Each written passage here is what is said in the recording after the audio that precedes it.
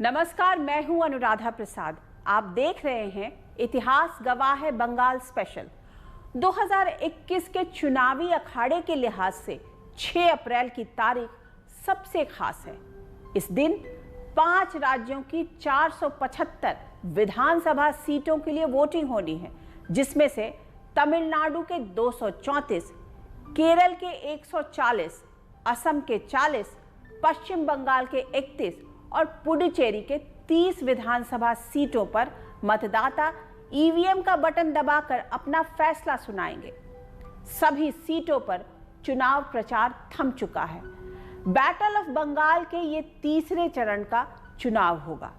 सभी पार्टियों के बयानवीर अपनी पार्टी की रणनीति के तहत बयानबाजी कर रहे हैं। लेफ्ट, राइट और सेंटर तीनों को लगता है कि अब की बार बंगाल में खेला होवे, यानी खेल होगा।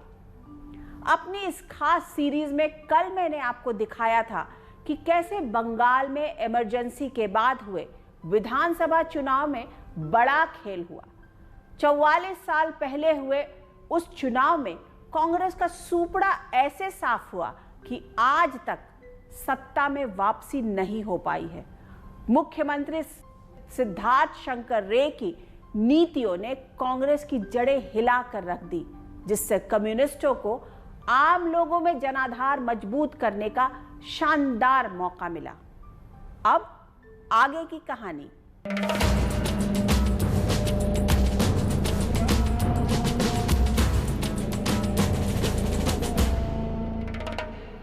साल 1977 जून का महीना, सूरज आसमान से आग उगल रहा था। बंगाल के लोग प्रचंड गर्मी और तत्कालीन मुख्यमंत्री सिद्धार्थ शंकर रे की सरकार दोनों से बेहाल थे। लेकिन कांग्रेस के बड़े नेताओं को आम लोगों के भीतर पनप रहे आक्रोश का अंदाजा ही नहीं था। सूबे के लोगों ने अपने गुस्से का इजहार कांग्रेस की जगह लेफ्ट फ्रंट को वोट देकर किया। सीपीएम की अगुवाई वाले लेफ्ट फ्रंट ने 54% वोट हासिल करके 294 में से 231 सीटें जीत ली। बंगाल की जमीन पर कम्युनिस्टों को यह कामयाबी रातों रात नहीं मिली थी। इसके लिए उन्होंने ठोस रणनीति के साथ जमीनी स्तर पर लगातार काम किया। सीपीएम के पास ज्योति बासु जैसा कद्दावर नेता था, जो हिंदुस्तान में बदलाव के लिए ना तो पूरी तरह से साम्यवाद के स्टालिन मॉडल को सही मानता था और न ही माओ के मॉडल को। लंदन में पढ़े ज्योति बासु साम्यवाद की अलग अलग धाराओं के बीच एक ऐसा रास्ता निकालने में जुटे थे जो भारतीय आबो हवा में फल फूल सके। उन्होंने बंदूक के दम पर क्रांति की जगह बांग्ला, बंगालियत और लोगों की रोजी रोटी से जुड़े मुद्दों को पार्टी के एजेंडे में शामिल किया। पश्चिम बंगाल के सियासी पटल पर ज्योति बासु की पहचान वामपंथ के सभ्य चेहरा के तौर पर होने लगी। बंगाल के भद्र मानुष को ज्योति दा का यह अंदाज भा गया और लोगों ने लेफ्ट फ्रंट को जमकर वोट दिया।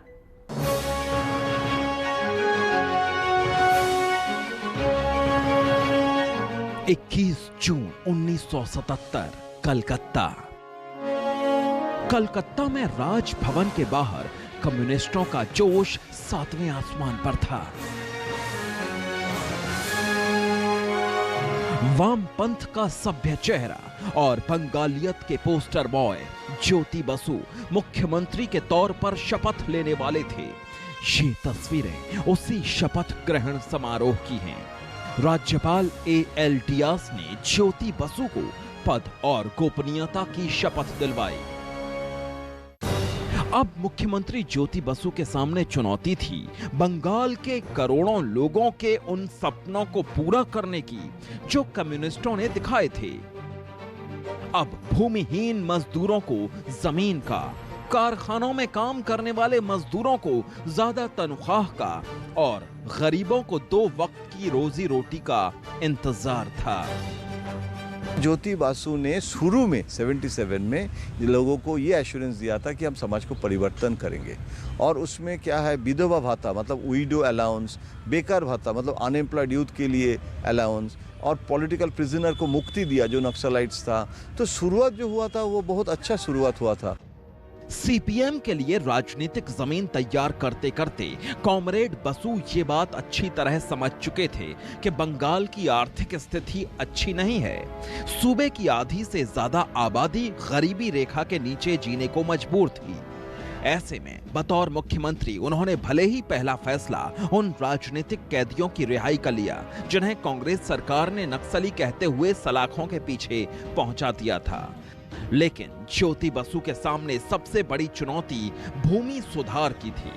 उन्होंने अपना ध्यान खास तौर से बर्दागारों यानी बटाईदारों को जमीन पर हक दिलाने पर लगाया। इसके लिए ऑपरेशन बरगा चलाया गया।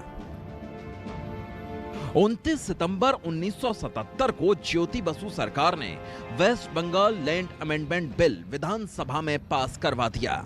इसके 2 साल बाद 4 संशोधनों के साथ West Bengal land holding revenue bill विधानसभा में पास हुआ।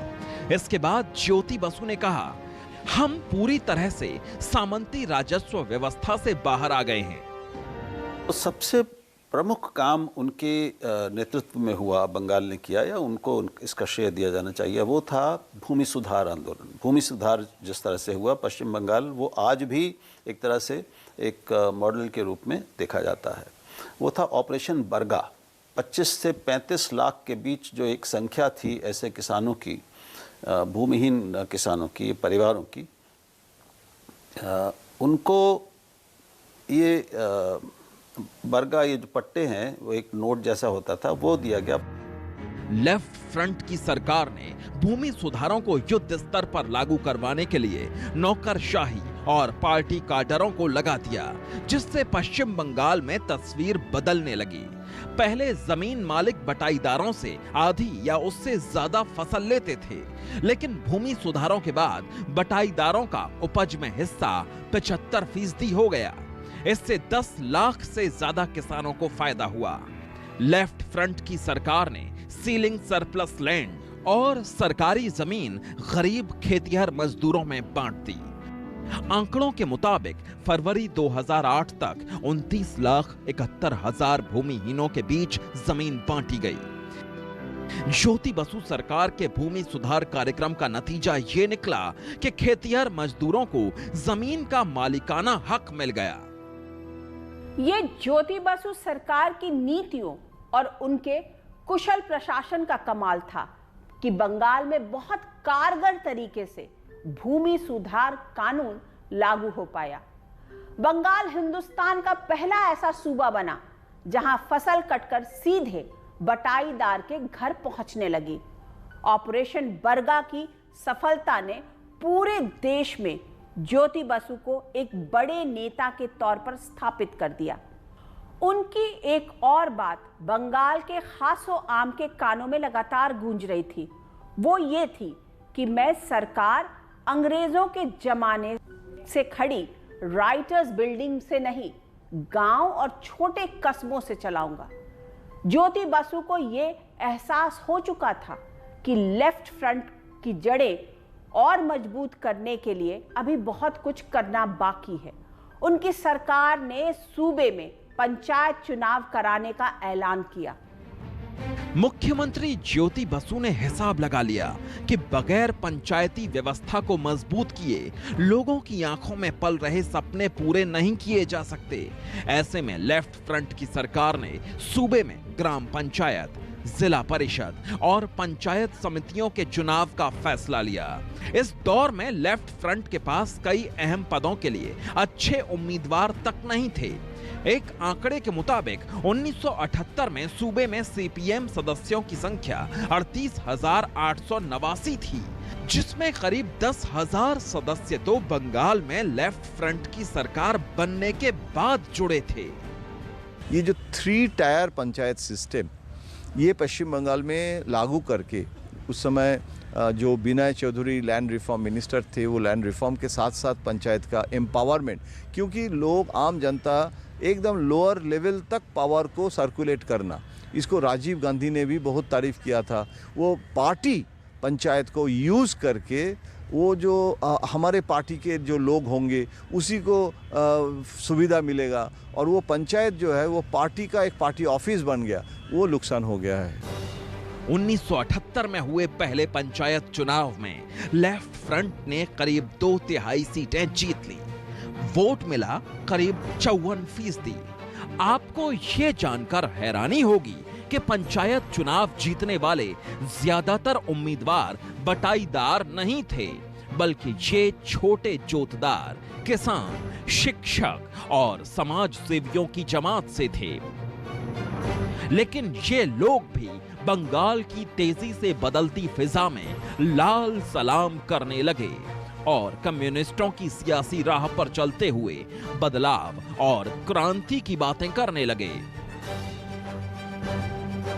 सीपीएम के काडर को, कार्यकर्ताओं को एक तरह से राज्य का समांतर राज्य बना दिया गया, उनका एक जाल बना दिया गया, और लोगों और सरकार के बीच में पुल का काम सीपीएम का ये काडर करने लगा। लोगों को उनके काम करवाना, उनको उनके अधिकार दिलवाना, या कहीं कुछ गड़बड़ हो तो उसको ठीक करवाना। पंचायत चुनाव से सीपीएम का जनाधार एकाएक बढ़ गया। पार्टी को भारी तादाद में निष्ठावान काडर मिले, तो लेफ्ट पार्टी के काडरों को पंचायत चुनाव के जरिए सत्ता में भागीदारी का मौका मिला। पंचायतों की ताकत और अधिकार में इजाफे से लेफ्ट फ्रंट की नीतियों का जमीन पर असर दिखना शुरू हो गया। इससे सूबे के गरीब और कमजोर लोगों को रोजमर्रा की जिंदगी में बदलाव और तरक्की का एहसास होने लगा। इससे बंगाल की सियासी जमीन पर तेजी से लेफ्ट फ्रंट की जड़ें मजबूत होने लगी और कांग्रेस का आधार दिनों दिन सिकुड़ने लगा।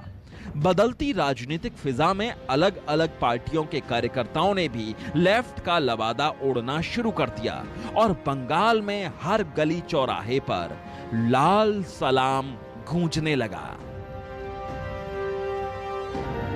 ऐसा नहीं था कि 1978 के पंचायत चुनाव के दौरान लेफ्ट फ्रंट के भीतर मतभेद या खटपट नहीं थी, लेकिन पार्टी के बड़े नेताओं ने सार्वजनिक मंचों पर अपना मतभेद सामने नहीं आने दिया। कई सीटों पर तो सीपीएम और फॉरवर्ड ब्लॉक के उम्मीदवार आमने सामने थे। उत्तर परगना के कुछ ब्लॉक में तो कांग्रेस, सीपीएम और फॉरवर्ड ब्लॉक के उम्मीदवारों के बीच त्रिकोणीय मुकाबला रहा। चुनाव के नतीजों ने कांग्रेस की लुटिया डुबो दी। विधानसभा और पंचायत चुनाव के नतीजों ने सूबे में कांग्रेस के नरेंद्र सरकार, डॉक्टर मोतहर हुसैन और प्रियरंजन दास मुंशी जैसे नेताओं को ये एहसास जरूर दिला दिया कि लेफ्ट फ्रंट को बंगाल से उखाड़ना आसान नहीं है। बंगाल की जमीन पर सीपीएम के पैर मजबूती से जमते जा रहे थे, क्योंकि पार्टी के पास ज्योति बासु जैसा चेहरा था, जो बाहर से तो मार्क्सवादी दिखता था, लेकिन भीतर से पूरी तरह प्रैग्मैटिक यानी व्यवहारिक।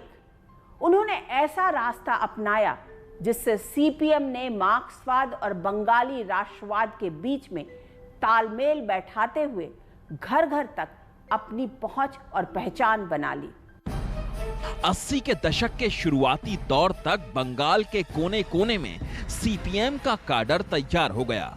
स्कूल, कॉलेज, कारखानों, बाजार, ट्रेड यूनियनों तक ऐसी कोई जगह नहीं बची जहां सीपीएम ने काडर खड़ा न कर लिया हो। कोई भी संगठन चलाने और उसे मजबूती देने के लिए पैसे की जरूरत होती है। ऐसे में सीपीएम काडर के सामने सबसे बड़ी चुनौती चंदा जुटाने की आई। इस काम में छात्र, नौजवान, महिला और ट्रेड यूनियनों में सक्रिय सीपीएम से जुड़े लोगों को लगा दिया गया। लाल सलाम करने वाले सीपीएम कार्यकर्ताओं के पास खास तौर से 2 काम थे। पहला, पार्टी के लिए चंदा जुटाना और दूसरा, जनाधार बढ़ाना। पार्टी की रैलियों के लिए भीड़ जुटाना और बैठकों के आयोजन में मदद मुख्य काम बन गया। ऐसे कार्यकर्ताओं की पार्टी में अहमियत बढ़ने लगी जो ज्यादा से ज्यादा चंदा जमा करते थे। अपना कैडर बढ़ाने के लिए एक तरह से आप इसको ये कह सकते हैं कि लोगों पर मार्क्सवाद जबरन थोपा गया। उन्हें मार्क्सवाद का साहित्य पढ़ने के लिए जबरन चंदा लेके कि वो जबरन चंदा वसूलते थे और मार्क्सवाद का साहित्य लोगों को दे देते थे। तो इस तरह से उन्होंने अपना आधार बनाया। सीपीएम ने चंदा जमा करने के लिए पार्टी के भीतर एक पूरा सिस्टम खड़ा कर दिया। इसके लिए इलाकों का भी बंटवारा होने लगा। उस दौर में चंदे की रकम 5 से 100 रुपए तक थी। सीपीएम कार्यकर्ता घर घर जाकर पार्टी फंड जमा करते थे। हालांकि वो दावा करते थे कि लोग खुशी से पार्टी फंड के लिए चंदा देते थे, किसी पर दबाव नहीं डाला जाता था। लेकिन ये भी बड़ा सच है कि चंदा देने वालों के साथ सीपीएम के कार्यकर्ता हमेशा खड़े रहते थे। धीरे धीरे इन जो काडर था सीपीएम का, उसके निहित स्वार्थ पैदा होते गए। उनको फिर सत्ता की जो एक स्वाद लगा और जो एक उसका अनुभव हुआ, उसने उनको फिर भटकाया और उनको भ्रष्ट भी किया। सरकार ने उस समय एक मानिए कि माफिया तंत्र खड़ा कर दिया था। सड़क का ठेका किसको देना है, स्कूल बनाने का ठेका किसको देना है, बैंक से लोन किसको दिलाना है, आर्थिक सहायता किसको देनी है, सड़क किसकी बनेगी, सड़क किसकी नहीं बनेगी, इस सब में भेदभाव बढ़ता। और लेकिन अपने कैडर को उन्होंने मजबूत किया, अपने कैडर को उन्होंने खूब लूट करने की छूट भी दी। पश्चिम बंगाल में समाज के हर हिस्से में सीपीएम का प्रभाव साफ साफ दिखने लगा। दूसरी ओर सियासी वर्चस्व की लड़ाई में बंगाल की जमीन लगातार लहू से लाल हो रही थी। सिद्धार्थ शंकर रे के दौर में जो काम कम्युनिस्टों के साथ कांग्रेसी कर रहे थे, वही ज्योति बसु के सत्ता में आने के बाद कम्युनिस्ट कांग्रेसियों के साथ कर रहे थे। बंगाल की रक्त रंजित राजनीति और यूनिवर्सिटी कैंपस में बिगड़ते माहौल की वजह से सूबे से ब्रेन ड्रेन यानी प्रतिभा पलायन शुरू हो गया। हत्या और मारकाट का दौर बदस्तूर जारी रहा। 1996 में बंगाल सरकार ने विधानसभा में कबूल किया कि 1977 से 1996 के बीच हुई राजनीतिक हिंसा में 28,000 से ज्यादा लोग मारे गए थे।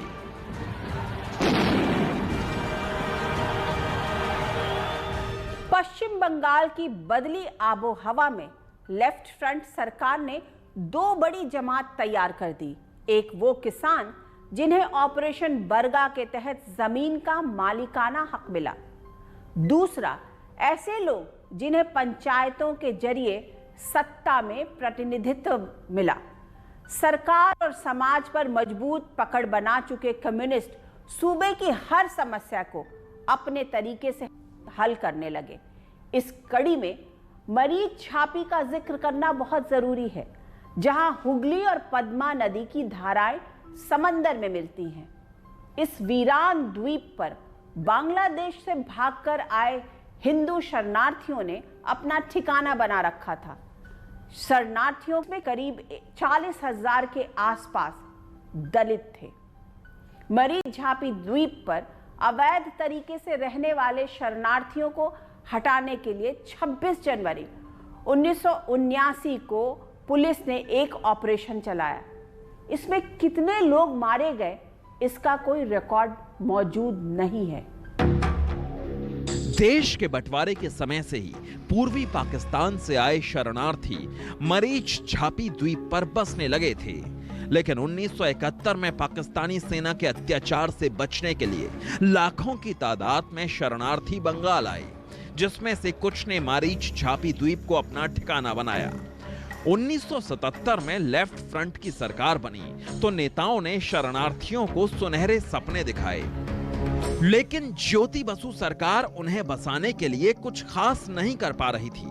बेघर शरणार्थियों ने अपने खून पसीने से वहां की दलदली जमीन को अनाज उगाने लायक बनाया, वहां के पानी में मछली पालना शुरू कर दिया, जिससे जिंदगी की गाड़ी को आगे बढ़ा सके। जब कम्युनिस्ट पार्टी सरकार में आई तो चुनाव के समय कहा था कि बांग्लादेश से जितने भी शरणार्थी आए हैं उनको पश्चिम बंगाल में बसाएंगे। तो इस आश्वासन पर वो आकर जो सुंदरबन डेल्टा है वहाँ एक छोटा सा द्वीप है मरीज झापी द्वीप, वहाँ आकर वो उन लोगों ने अपना डेरा जमाया और सरकार ने कोई मदद नहीं की उनकी। इन लोगों ने अपने दम पर पानी की व्यवस्था, स्कूल की व्यवस्था, दवा की व्यवस्था, खाने की व्यवस्था की और उनकी हालत बड़ी खराब थी। मरीच झापी द्वीप पर बसे शरणार्थी बहुत पहले से कम्युनिस्टों की आंखों की किरकिरी बने हुए थे। दलील दी जाती है कि ज्योति बसु सरकार में भद्रलोक बंगालियों का वर्चस्व था और वो भूल नहीं पा रहे थे कि इन दलितों ने आजादी के समय बंगाल बंटवारे का विरोध किया था। ऐसे में ज्योति बसु सरकार ने मारीच झापी द्वीप को खाली करवाने का रास्ता निकाल लिया। कहा गया कि ये टाइगर रिजर्व क्षेत्र का हिस्सा है और वहां किसी को भी बसने की इजाजत नहीं दी जा सकती है। इस कड़ी में लेफ्ट फ्रंट सरकार ने मरीच झापी में अवैध तरीके से बसे लोगों को हटाने का फरमान जारी कर दिया। 3 दिनों में इन शरणार्थियों पर और जो लोग आ भी रहे थे उनका एक तरह से नरसंहार किया है पुलिस ने। पुलिस फायरिंग में बहुत बड़ी संख्या में लोग मारे गए। अब विचित्र ये है और इसको इतना दबाया गया है कि इस पर पूरी पुष्ट जानकारी आज भी ठीक से मिलती नहीं है, लेकिन उस समय के गवाह आज भी मौजूद हैं। अब वो सब बहुत बूढ़े हो गए हैं। ये इतनी पुरानी घटना है। वरिष्ठ पत्रकार दीप हालदार ने अपनी किताब में उस दौर की अनसुनी दास्तां दुनिया के सामने रखने की कोशिश की है।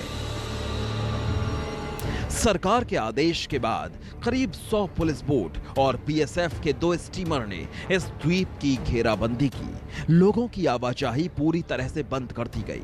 भोजन के साथ साथ जरूरी चीजों की सप्लाई काट दी गई। शरणार्थियों को मरीच झापी खाली करने के लिए मजबूर कर दिया गया। इस पुलिस ऑपरेशन में लोगों ने कितनी यातनाएं झेली, कितने राउंड गोलियां चली, कितने लोग मरे, इसका कोई ठीक हिसाब नहीं है।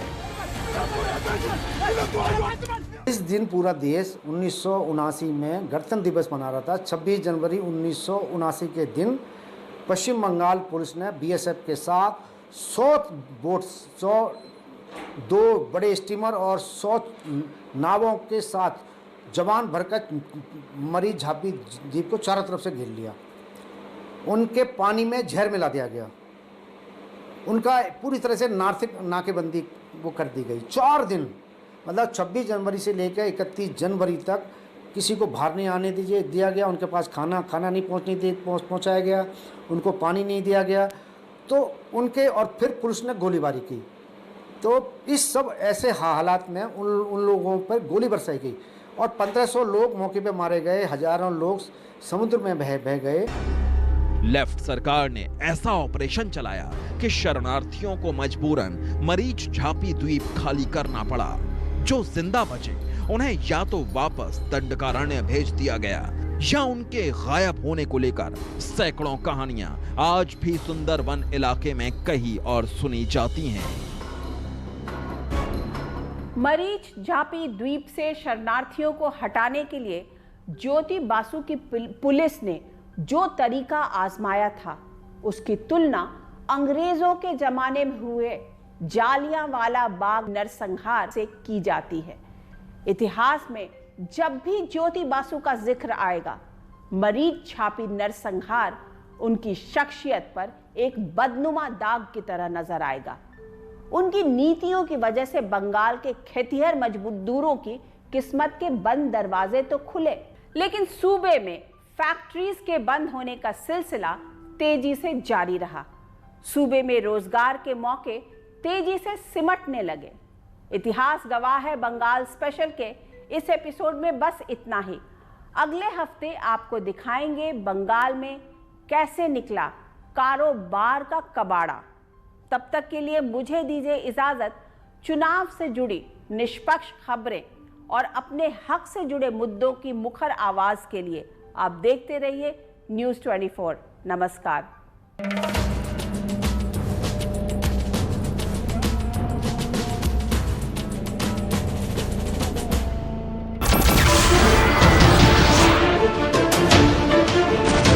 नमस्कार, मैं हूं मानक गुप्ता। अगर आपको हमारा ये वीडियो पसंद आया हो तो इसे लाइक और शेयर जरूर करें और हाँ, हमें सब्सक्राइब और फॉलो करना ना भूलें ताकि आप देश और दुनिया की कोई खबर मिस ना करें। तो जुड़े रहिए हमारे साथ और देखते रहिए News 24।